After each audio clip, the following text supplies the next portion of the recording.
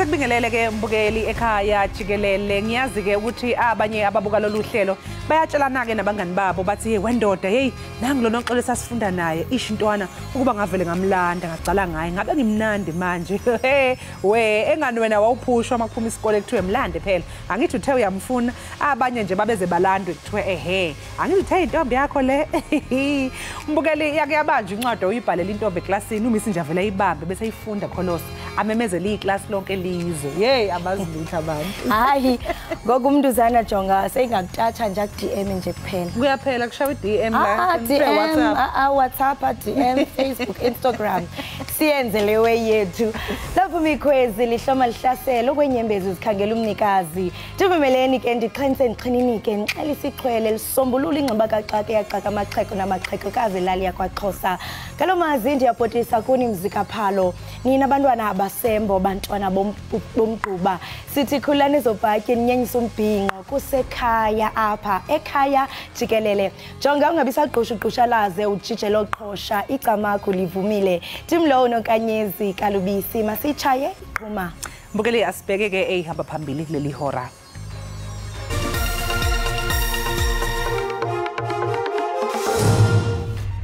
siyaxolisa kakhulu kubakhweli nabahlali bale lentshona koloni ngale meko sikuyo siyayiqonda ba ibachaphazela kakhulu abakwazi ukuya emisebenzini abantwana bakwazi uya ezikolweni kulindeleke kuba isanthakho inike ingxelo ngogwayimbo lonoteksi entshona koloni namhlanje. This year we were supposed to hold Women's Day celebration in Ekhaya in Cape Town. It's true. Whatever is noble. Umengameli wezwe uCyril Ramaphosa ugxeke ukucekelwa phansi kwengqalazinda ngenxa yesiteleka semboni yamatekisi eKapa. Ubekhuluma emcimbini ogubha usuku lwabesifazane endlini zombuso ePitoli.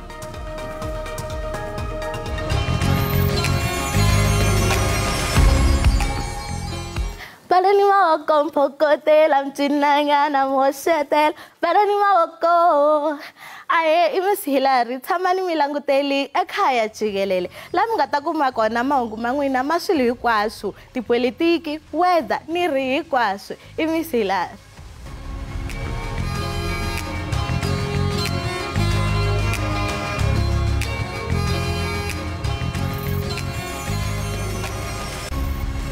Umengameli uCyril Ramaphosa ukuhlabe wakuhlikiza ukucekelwa phansi kwengqalasizinda edolobheni iKapa ngesikhathi ethula inkulumo eqavile emcimbini okubungaza usuku lwabesifazane kuleli obubanjelwe ePitoli. Kunewombekezo odlame emkhandlwini idolobha waseKapa selokhu ingenele umbhikisho inhlangano yosomatekisi esifundazweni isanthakho ephikisana nokushaqwa kwamatekisi. uRamaphosa unxuse ukuthi zonke izinhlaka ihlanganisa amakhanda ukuphuma nesisombululo. Kudingeke ukuthi umcimbi ogubha usuku lwabesifazane ungasabanjelwa eKhaya eKapa wayiswa ezindlini zombuso ePitoli nalapho abesifazane bangonyaka u1956 bamashela khona. Umengameli ke uRamaphosa ugxeke kakhulu ungahloniphani ukuphula umthetho kulombhikisho ilabo abaqondene namatekisi. While our democracy protects peaceful protest as well as lawful strike action, we cannot condone what has been happening in Cape Town, and we strongly condemn the violence and the destruction caused by this dispute. Ungqongqoshe obhekela besifazane izingane kanye nabantu abaphila nokukhubazeka uDokotela uNkosazana Dlamini Zuma uthi abesifazane bakuleli abakhululekile nakancane. South Africa is not free. It will only be free when we are free as women. I want to say as government president, let's take the district model approach, even on GBV. Let's say in every ward, the councillor must be at the forefront of fighting GBV. Kukhulunywa ngesihlava sodlame oluyamene nobulili umyalezo ubuqondiswe ngqo kulabo abahlukumezayo abadlwengulayo kanye nababulala abantu besifazane. When you touch a woman and you are arrested, no bail for you.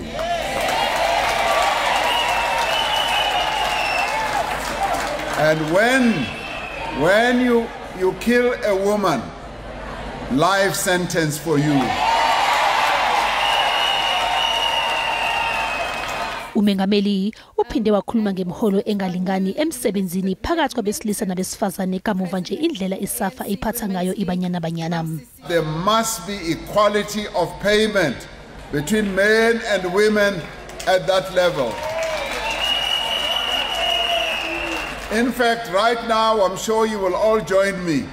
They should actually be getting more paid because they perform better than our men.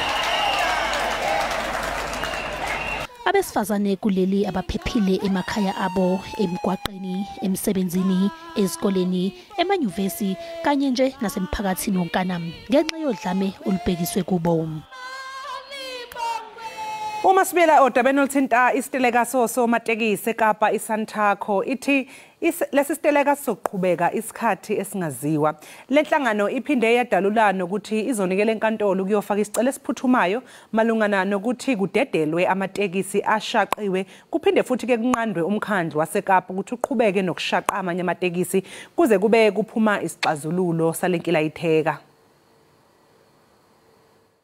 We convened today with the National Minister of Transport, Mrs. Sindisiwe Chikunga, who was with us all along these days.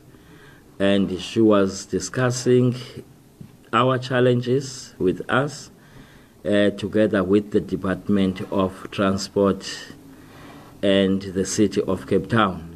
Unfortunately, out of what she was trying in her intervention, we couldn't agree on anything. Today, she was here and she consulted the legal expert around this issue. As a result, as we speak, we are waiting on her to come back because she went to meet with the province. So we are waiting for her to come back. Meaning what we are going to say now might change at a later stage depending on what she brings. But for now, what I want to report to the public out there is that we agreed on the day in which we started the stay-away that it will run up until today, the 9th, with the hope that we'll resolve all the issues that were on the table. But unfortunately, up until now, the City of Cape Town and the Department of Mobility of the province couldn't come on board based on what I've said already about yesterday's meeting.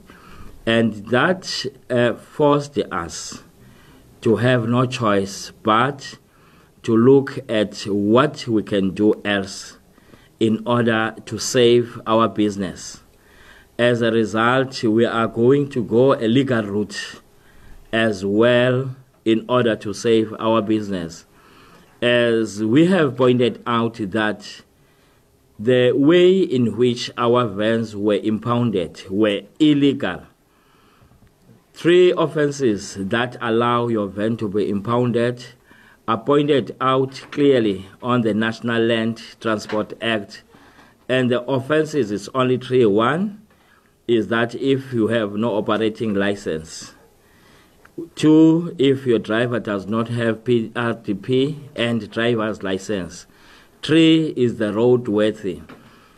What was done by the City of Cape Town was to combine the offenses that are pointed out or defined clearly on the National Road Traffic Act together with those that are in NLTA.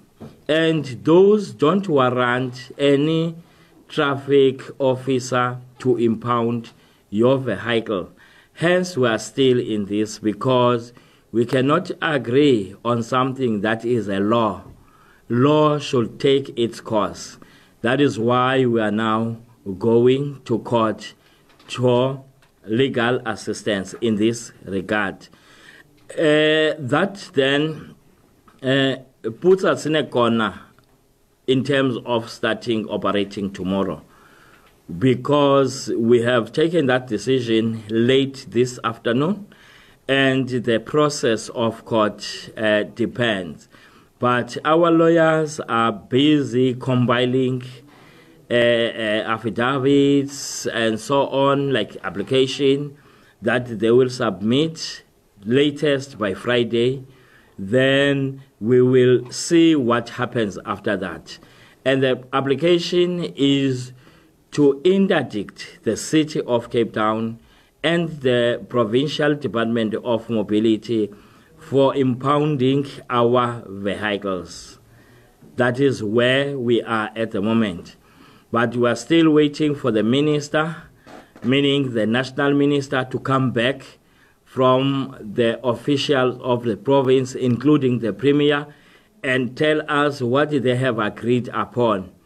But at the time, at the moment, that is what we have done so far. We can't wait till tomorrow morning to let the public out there know that we're not operating. So that's why, hence, we will take the decision that we say that we're not going to operate tomorrow until we file the papers in court, because JP's threat out there is that he will impound 25 vehicles for every vehicle that was stoned, burned, or what. So if you add that up, I don't know how many vehicles he's going to impound, and I think that will just throw some oil on the fire, because people is not going to be happy if that should happen. And for that reason, we will rather take the route to court than exposing our members to his intimidation. Ingqina lombuso kwityala lokubulala uSenzo Meyiwa kwinkundla ephakamileyo ePitoli, uTumelo Madlalo ucatshukiswe luluvo lokuba kwakungekho bantu bangenelelayo kwindlu ekwadityulwa kuyo uMeyiwa wabulawa. Umadlalo wayekhona ngethuba kudutyulwa lo mdlali ebesophekwa ke ngemibuzo ligqwetha elikhuselayo uSipho Ramusipile ebutsheni baleveki. Ngamadoda amahlanu atyholwa ngokubulala uMeyiwa kulokheli Khumalo eFosloras ngonyaka ka-2014. Ityala liza kuqhubeka ngale ntsasa. Kanti ngoku nalo uqikelelo lwemozulu rhabula kodwa ungafinci.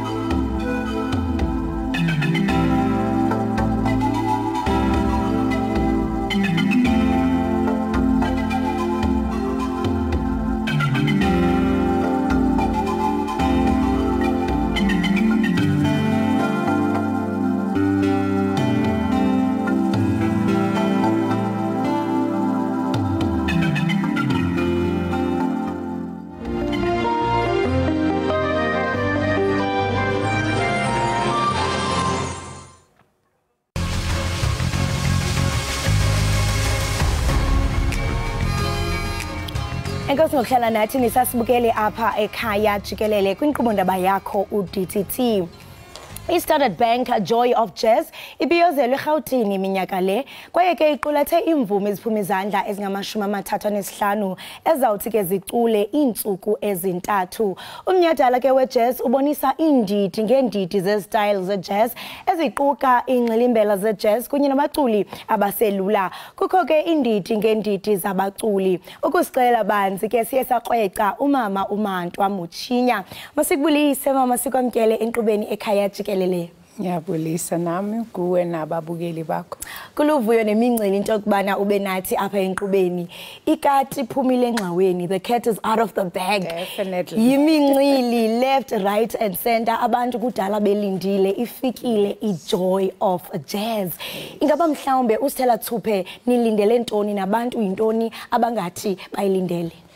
Masi curator this festival siyesabheka into ezintathu ukuthi simele sinike abantu the ultimate experience ebazohlala bakhuluma ngayo. Into esibili ukuthi kube ne-inclusion ya ama-artists asasemancinci asavelayo so that nabo bazoba ama-headliners in the future. And the third one was siyenza kanjani sibabonga kanjani abasishiyile ama-artists, hence kunama-tribute ku the lineup. Into ejabulisayo ukuthi wonke umuntu from umuntu ona 15 uzothola something azothi mina ngiyobuka usibanibani. I know ukuthi kunama-artists asiwalethile afana no Inkabizezwe in a jazz festival, but how do we as a festival curate it ukuthi ifite into the space? So we have Inkabizezwe performing with a full band and a jazz horn section. Wow. So we call those projects first ever, and we call them jazz or an artist reframe, because we always want ukuthi kube naleyo nto engaze ngiyibone kwenye indawo, but at the Standard Bank Joy of Jazz. Into ngazange siyibone naphi na njengoba usisho mama Mathi into kubana niza kube niqulathe nemvumi ezisakhulayo khona nabanye abazobe benikeza imbeko kumaqala omculo. I think into enhle kakhulu leyo. So kule minyaka edlulileyo njengoko beniqaqambisa izakhono zabaculi balapha ekhaya, ingaba mhlambe kulona unyaka ikhona into ezokuba ngomehluko njengoko usisho into kubana niqulathe nemvumi esakhulayo? Umehluke ukuthi manje that page of the pandemic sesivalile.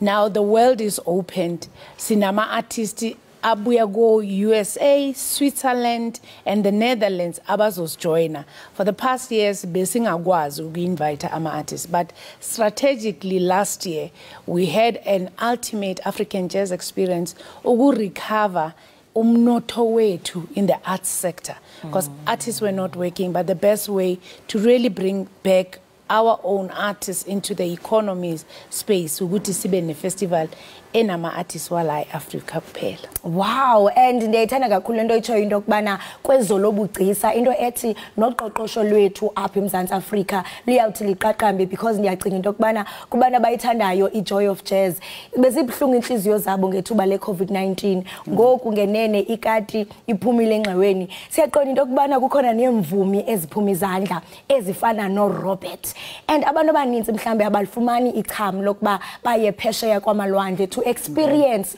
yonke lena into. Ngoku uzabe lapha ekhaya khawusele Thuphe ngalonto. Uzoba I-performa ku Standard Bank Joy of Jazz for the Friday and the Saturday ukuthi wonke umuntu ke kuzameke ukuthi simbone. Empeleni sifuna nokuthi abe engaged with the media houses ukuthi abantu babe with that feel. Sometimes uthanda i-artist uthanda umculo wayo awukazi uyizwe ikhuluma awazi nokuthi content yayo iphuma kuphi. So kuba mnandi when ama-artists afika la ayenza ama-music workshops to impart skills nabantwana. Ama-artists kube ne-engagement nabo nabantu abathengayo umusic wabo abalandelayo. Siye sahletyelwa ke nazi intaka into kubana niye nachonga abaculi abaqhafuqhafu. Ndiqinisekile nabantu abazobe bepha bazabe bethe ngqa kumnandi. And khawusele Thuphe ubana ngobani abakwi line up kwimvumi zalapha ekhaya naphesheya kwamalwandle? Sino Andres Vollenweider from the Switzerland, Alexander Beats from the Netherlands, Sinome Koim Khubata with the brass cap, Marcus Wyatt, Utitilo Zipho, one of the husky voices that this genre of jazz is still going to enjoy. A beautiful singer of note. Uzoba ayenza a tribute to Gloria Bosman. She will be paying that homage to the late Gloria Bosman.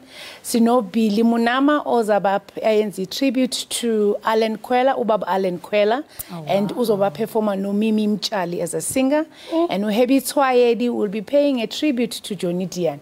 Then we go to a stage where I know intanga zako ontanga bako, they will be there. Uzoba uno zonke, Osimpiwe Dana, Amifaku, Langama Vuso, something so where to Max Hober. We know that that stage is where our cream is. Wow. La City. Labangani Mabafika. They will go to that stage, but in 3 years, as we develop this audience here, jazz, in 2 to 3 years, yes. Straight ahead jazz. Yes. And then Yatanda, because I mean it looks like it's nicely integrated, you know. Indo ethi joy of jazz izisa olucumbulo mculu komncinci nomdala nothi mhlawumbe hey andizazi ezimvumi zaphesheya because uthe xa uzidwelisa deva ubragot banethi cabajonga uthi uchukumise ingcambu yenhliziyo yami ndiyabaza abantu into ethi ngenene umculo usizisa sonke uyasiunifya singabantu ngokwahluka kwethu ingapha mhlawumbe umxholo walonyaka uthini kuba siyaqonda I mean COVID nansi bihlasele itheni umxholo walonyaka uthini This year we had said to everybody, just come to the festival and feel the jazz everywhere. Tickets zethu still are in the same price range that we had because siyazi siza kancane kancane. You know, abantu basa bhatali ikoloto za the past 2 years. So asigwazanga ke ukuthi sithathe ticket sibeke le phezulu when we know ukuthi we can do this and people come. Wow. And usathetha ngamatikiti abantu abathi jonga ndiyafuna ukuba khona ni how far with amalungiselelo amatikiti umuntu uwafumana phi amatikiti avulile we sine early bird eqale ngolang the day we were launching until the end of August. And the first batch yama early bird esiyikhipha yaphela supposisa sabuyela sathi guys siyabadinga abantu nathi this is the time where we come through for abantu abasupportile for all this year. Sayibuyisela futhi early bird until the end of August. Yo into ebathi abantu for ixesha elide oko becrosse iminwe besithi jonga angaphuma nzoba ngoqala ingaba mhlambe kumaxa niphi namalungiselelo avulile amatikiti so ithe masivula nje we announced to the people good go and buy your tickets and many other things are going to come, activations which are going to come. So we're saying to people, be on the lookout for social media way to nani Ekhaya Jikelele ukuthi bazokwazi ukuthi siyenzani as until we get to the ultimate festival. Wow, hayi jonga nami utshilo kaloku into kubana kukho no Amifaku ngabantu endibathandayo ke abo ndiqinisekile nami noba ndizawuchwechwela ndijonge ematikitini Mama, thank you so much for uba benathi enqubeni ndiqinisekile ababukeli bethu abakwazi kulinda jonga bame ngenyawo inkosi kakhulu ndiyabulela Right imbukeli we Ekhaya Jikelele lowo besithetha naye kaloku nguye umama uMandwa esibalisela ke ngeJoy of Jazz Festival kuba kaloku akuntsiku zatywala ndiqinisekile nawe apha ekhaya uba ngaba mhlambe ungumthandi womculo wejazz ulinde ngamehlo abovu kanti ngoku masithi qhwi evenkileni iqiniseke into kubana awugungqe siyabuya emva kwentengiso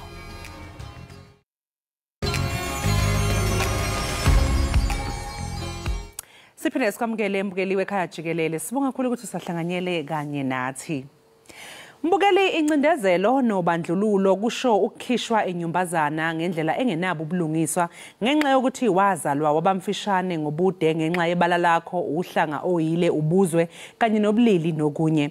Abantu ke besifazane baphila nsuku zonke nomthwalo wokulwela indawo yabo emphakathini kwazise amakhono abo ukuyinikela emsebenzini wabo ukuyikhandla kufinyeleleni ezingeni elithile akwenele ngenxa nje yokuthi bazalwa baba nobulili babantu besifazane. Umkhakha wezemidlalo ke ngezinye ingxenye zempilo ehamba phambili ekukhumbuzeni isimame ukuthi asivumelekile ukulandela amaphupho ngenxa nje yobulili. Namhlanje ke lapha ohlelweni lethu sixoxisana nomama uVicky Masuku owaba ngumsakazi wokuqala wesifazane ukwethula nokusakaza ezemidlalo emsakazweni uKhozi FM. Umama uVicky ke obebuyaziwe ngoQueen V ubalwane edlanzana labesifazane kuleli elaqabela indlela isizukulwane samanje sesifazane ekutheni singene emkhakheni wezokusakaza ukudidiyela nokwethula inhlelo zezemidlalo. Phezu kwalokho ke uke wahlonishwa nge-Lifetime Award emcimbini weindondo we-G Sport for Girls. Waphinde futhi wahlonishwa ngendondo efanayo nakuma KZN Sports Awards. Mama uVicky sibonge ngokuvuka nathi namhlanje kuseni sikwamukele ohlelweni. Ngiyabonga kakhulu noxolo ngibingelele nababukeli. Saze sajabula uxoxisana kanye nawe namhlanje. Ngibuka nje lapha isithombe sakhe abasifakile nababukeli basibona ukuthi awusemuhle kuma awards uyakhazimula. Hayi akusho ukuthi iminyaka ihambile ngendlela omuhle ngayo ngathi nje hayi usayitshitshi lika 35 years. Ngiyabonga kakhulu. Mumviki sike sacaphuna ke enye yengxoxo zakho nomsakazi uKhozi FM lapho wawubalula khona ukuthi kwakunyaka u1990 ngesikhathi ucelwa ukuthi nawe uzosebenza ethimbini lezemidlalo. Wasamkela kanjani kodwa lesi sicelo? Ngasamkela ngezandla zombili ngenxa yesizathu esizodwa noxolo ukuthi ngendlela abakubeka ngayo laba babengicela uJohudla uyena oyephethe ezemidlalo ngaleso sikhathi besebenzisana noThanda Ndlovu kanjalo noShedrack Ngema ongasekho emhlabeni. Wathi mengibiza ke uJo engicela ukuthi kuzoba khona All Africa Games ngo1999 bayacela ukuthi nami ngibe omunye wethimba lezemidlalo. Ngabonga kakhulu ngajabula ngithatshuliswa ikona lokho osanda kusho nje ukuthi ngizoba oqala wesifazane oyezemidlalo kaSABC empeleni okhozini FM ngoba kuSABC wonke babe khona nabanye esasinabo ku All Africa Games.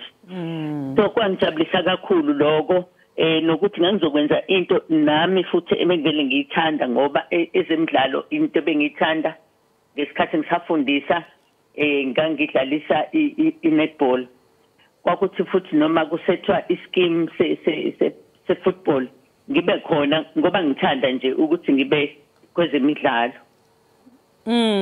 Ngesikhathi usuqalileke weMamVicky njengengxenye yabasakazi bezemidlalo kwakukhona yini emicabangweni wakho nje ukuthi lo msebenzi obhekene nawo uyovulela indlela nezingane zamantombazane ezayingakaze enhlobo zilizwe iphimbo lomuntu wesifazane limemezelo okwenzeka enkundleni yezemidlalo?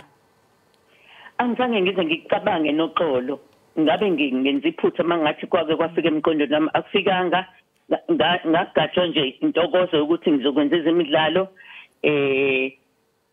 kodwa kuthe ngokuhamba kwesikhathi sengizwa abantu bencoma besho ukuthi alungisa la ulungise nala kase ngiyabona ukuthi hawu kanti baningi abantu abalalele baningi abantu engibasizayo ikakhulukazi ngesikhathi sengibhekene ngo nokwenza icricket baningi abantu abethi siyakulalela siyafunda kuwena hawu wayifunda apha icricket kwayima kuvuleka engqondweni yami ukuthi hayibo abantu njengoba belalele abanye baququzeleka abanye bayajabula abanye bayafunda. Nakho ke usuyithola usuphakathi ke kwabantu besilisa kwazise phela namanje nje kusandebo nake kulomkhakha wayithola uphathwa ngayiphi indlela nanokuthi nje yini owabhekana nayo usuphakathi nje umuntu wesifazane phakathi kwabantu besilisa? Noxolo njengoba kade usho indaba kaQueen V umuntu owaqala ukuthi nguQueen V uThanda Ndlovu. Babe ngiphethe kahle kakhulu bengifundisa kahle ngiyakhumbula nje ukuthi umdlalo wokuqala nga la uJohudla ayengifundisa khona kwakumdlalo webhola lenyawo nobhutshuzwayo engitshela ukuthi kufanele uprepare kanje wenze kanje ngizolonga ngikunika ithuba la nala wakubanda ngalolu langa ngisakhumbula ukuthi ishalo zedlala nani kubanda avela uJohe qaqeka ngithi ngiyakodola athi hayi qaqeka kuyasetshenzwa la awu ngokuya bengifundisa zonke inhlobo ngisho nerugby ngayifundiswa yibona babe ngiphethe kahle kakhulu ngabe ngenza iphutha mangathi kwakuba khona intwana ethile ethengisa ukucwasa ayizange zibe khona okunaloko babefisa ukuthi ngikhule ngaso sonke isikhathi okwathi noma sekufuneka ngiyokwenza umdlalo sengihamba ngedwa ke manje waba khona uGatsheni sasewenza umdlalo eMaritzburg wafika uThanda Ndlovu wathi nje angizokwenza lutho ngizohlala la ubushaya sengathi nami ngizobukela ibhola ngendlela babe ngiphethe kahle ngayo angizange ngikuthola ukucwaseka angizange ngithole nokuphatheka kabi konke ngikwahamba kahle ngiyacabanga ukuthi nabo babekwenza lokho ngoba bekwenzela ukuthi kungabi khona isikhathi la ngithi khona hey amadoda usebenza namadoda kwenza naloku izinto ezingezinhle awu bantu siyabatusa kakhulu ukuthi libe lihle ngaso sonke isikhathi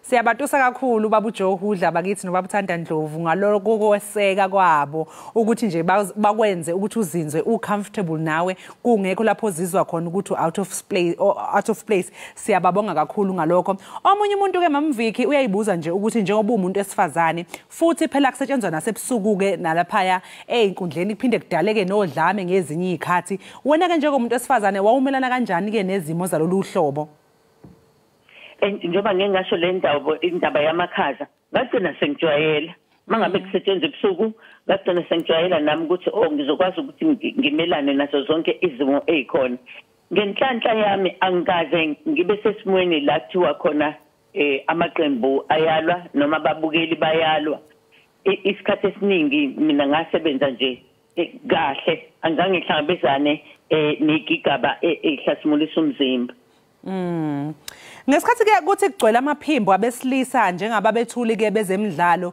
kuphinde futhi kuqhame yona futhi imidlalo yabantu besilisa ikuphi ke wena wawukwenza mhlawumbe ngaleso sikhathi ukuqhama ukuthi ke phela uqhakambise nemidlalo yabantu besifazane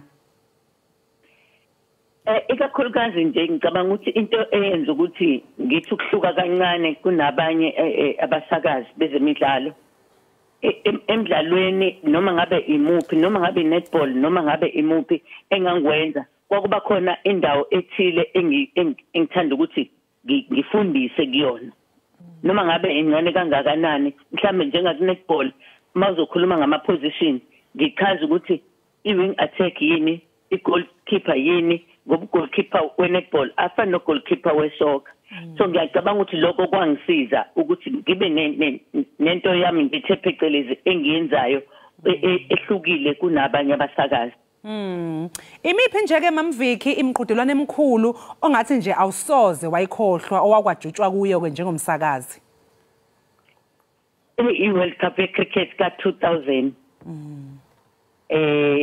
kanjalo futhi neka 2003 eka 2000 kwakumnandi eka 2003 yaba nokuhlungu ngoba iNingizimu Afrika iyona eyayihosta kodwa futhi iyona eyasheshe yaphuma ngama technicalities akhona lokho kwabahlungu kakhulu ngibuka uSean Paul Okoye ukapteni ngaleso sikhathi ngimbuka ekhala ukuthi bahlulwa eSri Lanka lo mdlalo ngeke ngise ngiwukhohle manje ingabe liyagculisa yini ke ibanga eselihanjiwe ukuvulela indlela ke nabesifazane ukuthi babe ngabasakazi kwezemidlalo ikuphi mhlawumbe okungenziwa ngcono kakhulu ngicabanga ukuthi SABC uqophe umlando ngoba uyena SABC oqale ukuthi abe nabantu besifazane abasakaza ezemidlalo kangangoba ezinye iteshi zomabona kude mawubhekisisa kahle uyabona ukuthi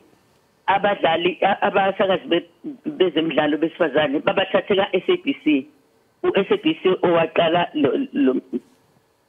le ndlela yokuthi nabantu besifazane nabo kufanele bangene kwezemidlalo kungakhethi ukuthi uzokwenza netball ngoba wena umuntu wesifazane benze noma yipi imidlalo kukhona omunye nje umsakazi ukhona imachipa wesifazane wenza iboxing uyabona ukuthi SABC uyazama ukuthi akhulise baningi asebekhona manje abenza ezemidlalo beyabantu besifazane hayi baningi ngempela cha nathi siyayiqhenya la SABC ukuthi ke impela bayavuleleka kancane kancane abantu besifazane balokhu banda nje kulomkhakha ke wezemidlalo manje mamvike ke umbukelo uyibuza ekhaya ukuthi ke njengamanje umamvike umatasa ngani wenzani kulezi insuku umuntu mase thatha umhlala phansi kusuke kusho kuthiwa kahlale phansi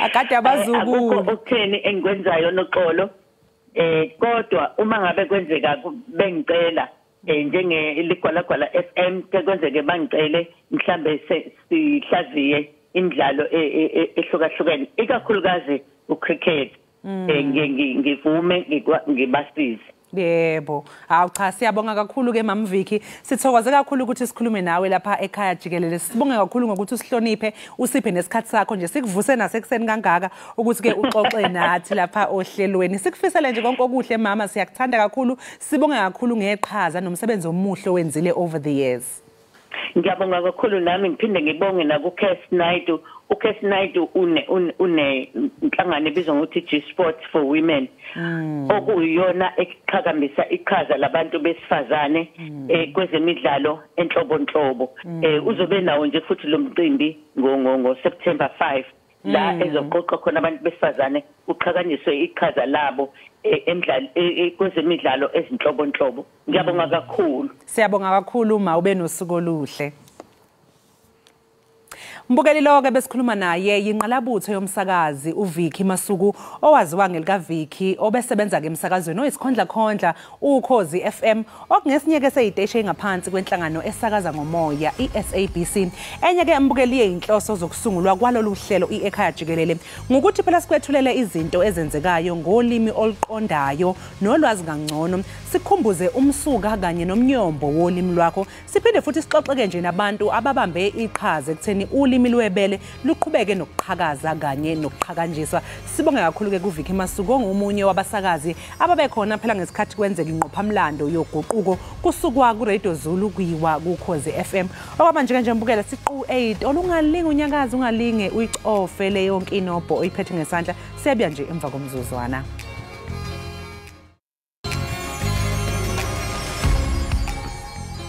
Siphinde sikamkele mbukeli ekhaya jikelele usahlezi nami unoxolo umamtshali wakwaMwali kanti nje mangabe siqhubeka ke nohlelo lwethu uMandisi Sindo owaziwa ngelika Dr DC ungumsunguli ke wemidlalo yaseshashalazini lapha eNingizimu Afrika uSindo waqala ukuthanda imidlalo yeshashalazi eneminyaka e11 ubudala esasesikoleni samabanga aphansi futhi ke kusukela lapho ke usenikele impilo yakhe kwezobuciko nokusiza abantu abasha ekutheni ke bathuthukise amakhono ukuze bayifaneleke kangcono ke imfundo ephakeme Mandisi sikubingelela sikwamukele ekhaya jikelele siyabulela kakhulu sisi nami ndiyavuya ngokuba lapha sibonge kakhulu ukuthi ube nathi namhlanje akusixoxele ngeShack Theatre ngithema ngathi ngiyabheka ngithi Shack Theatre ngabe yini Shack Theatre futhi ihlwe kanjani ke kule theatre nje sijwayelekile emidlalo yeshashalazi Oh okay igama lami ngumandisi kaSindo umbathana uMacha uXesiwe ukhanda nyawo imagine ayibheke Musho Mandithi wena sisi lento ndikhulele elokishini eKhayelitsha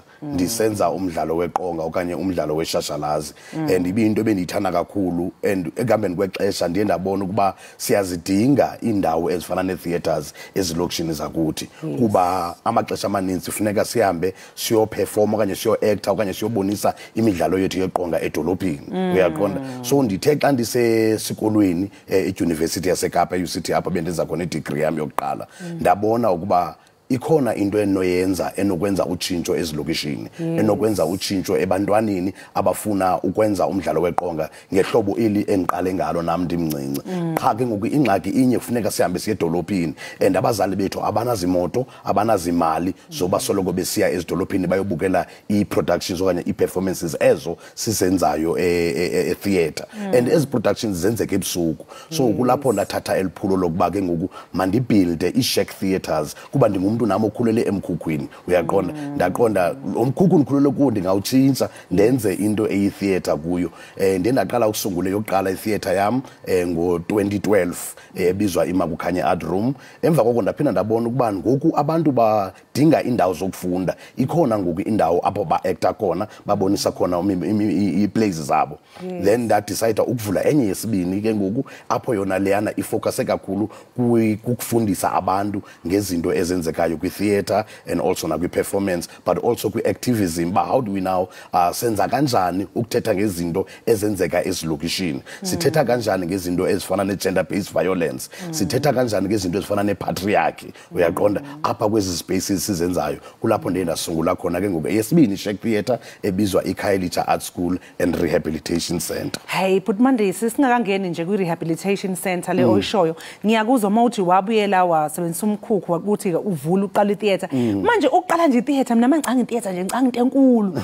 like waqala kanjani in terms of imali udinga ini njalo njalo.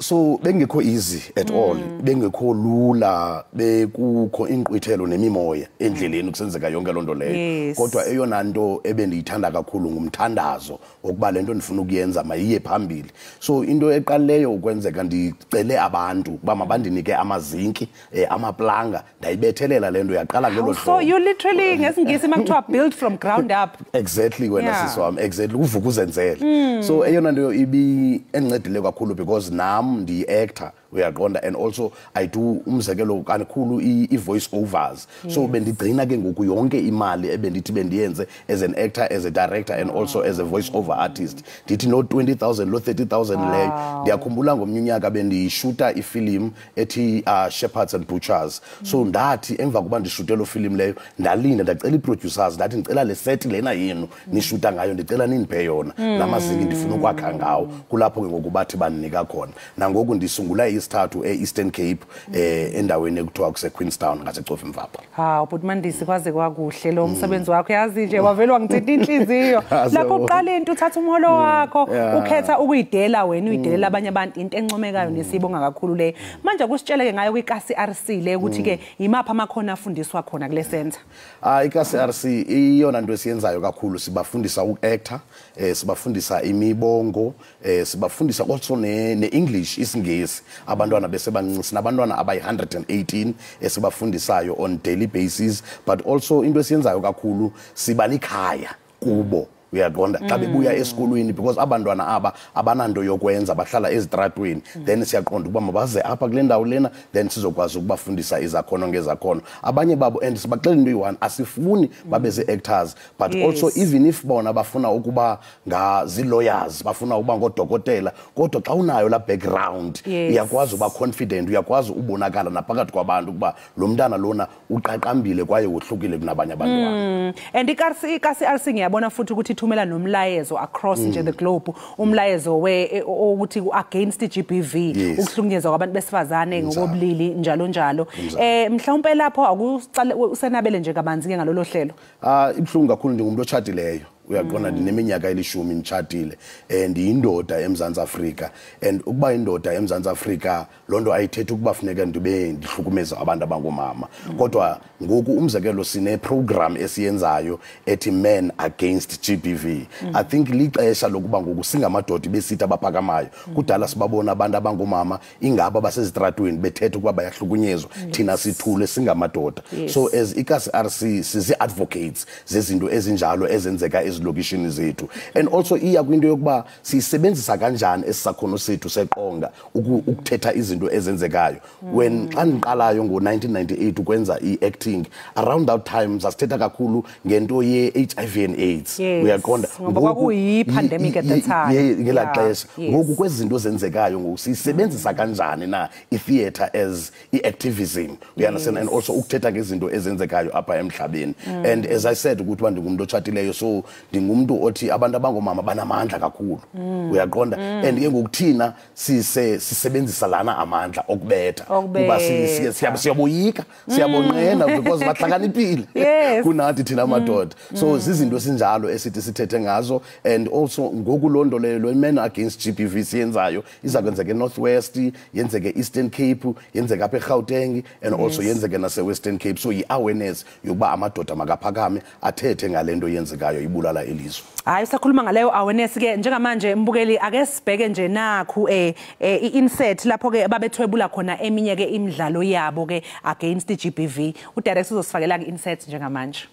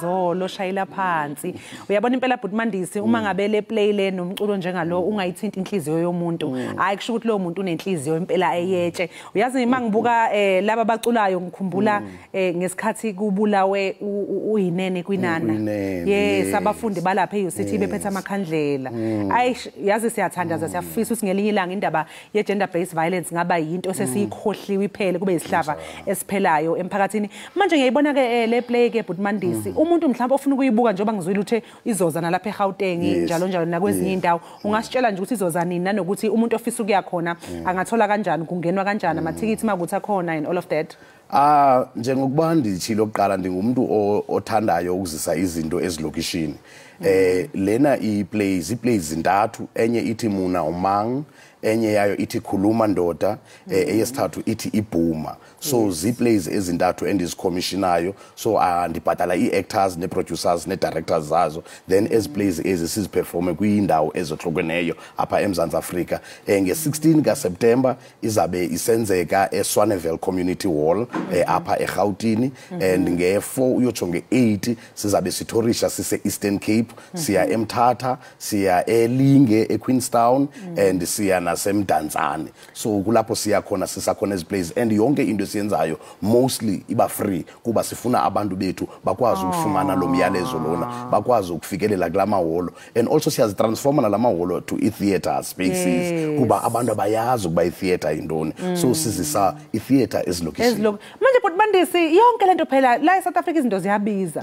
konke into ifuna imali iphuma phi kwenza zonke izinto uma ukuthi uthi abantu bangena for free ubhatela njani lezi directors othetha ngazo so siyayifumana inkxaso esiyifumanayo but also umzekelo ku National Arts Council right now umzekelo lena siyenzayo Men Against violence GBV sorry isuka from kwinxaso esuka kwi-National Arts Council which is the Department of Arts and Culture ukuba masikwazi ukwenza yonke le awareness but also ndingumuntu othorishayo kakhulu ndisebenzisana kakhulu nabantu abasemazweni umzekelo koma France koma America nakoma Portugal so nabantu endisebenzisana nabo abathi basupporte izinto endizenzayo abo bantu abo ngabantu abaqale ukuya kwezi theaters zam bayobona into esiyenzayo and then bathi siyayithanda lento lena because iphilisa umphakathi sicela ukusupporta hence now ndisithi siyabuilda enye itheater eEastern Cape so into endifuna uyibona ndifuna uyibona zonke ezi theaters all over eSouth Africa. Yes, siyabonga kakhulu Bhuti Mandisi like I think I should shake your hand.